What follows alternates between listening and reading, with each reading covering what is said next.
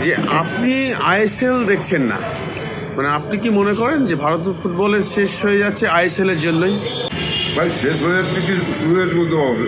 আমি দেখি না, এই কারণে দেখি না যে একটা প্রাইভেট টুর্নামেন্ট ভারতের সমস্ত টুর্নামেন্টকে বন্ধ করে দিল। যেখান থেকে প্লেয়ার উঠে আসে সেই সাপ্লাই লাইন কাট হয়ে গেল। আইএসএল সম্পর্কে আমার একটু আগে নেই। একটা এক্সাম্পল দিই, বিসিসিআই আইপিএল চালায়, টাইম ম্যানেজমেন্ট করে দিয়েছে। যার জন্য বিসিসিআই কিন্তু তাদের নিজস্ব কোনো টুর্নামেন্ট বন্ধ করেনি। রঞ্জিও চলছে, দিলীপও চলছে, বিজয় merchant, Vijay Hazare, Cooch Behar trophy, Deodhar trophy সব চলছে।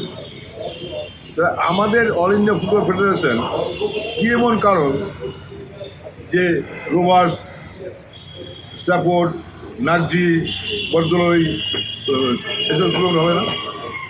আইপিএসির খুব নাম কষ্ট হবে কেন?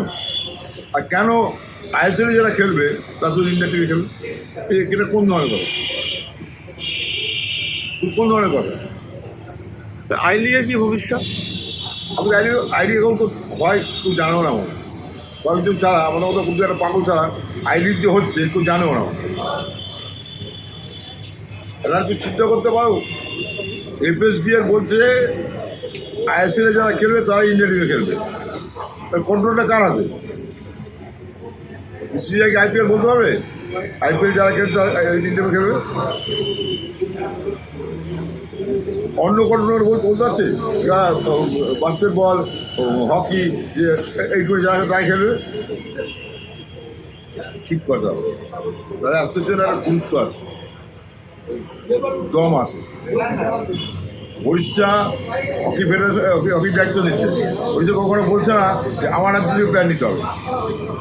তারা ভারতবর্ষে যা খেলবে কি সিস্টেম? এটা সিস্টেম হলো।